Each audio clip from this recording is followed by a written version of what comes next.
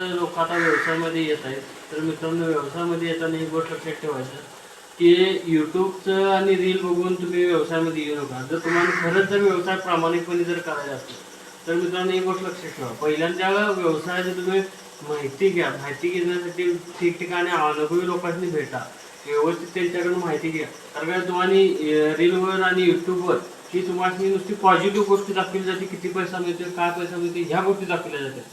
पण निगेटिव्ह गोष्टी कोणीही दाखवत नाहीत. कारण कसं असते, प्रत्येक व्यवसायात पॉझिटिव्ह गोष्ट असते तर निगेटिव्ह गोष्ट ही असते म्हणजे असत्याच.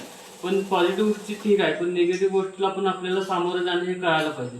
त्यासाठी मित्रांनो, पहिला प्रत्येक व्यवसायाला, दूध व्यवसाय असू दे किंवा आणि कोणता व्यवसाय असू दे, त्या व्यवसायाची स्टडी करणे खूप गरजेचं असते.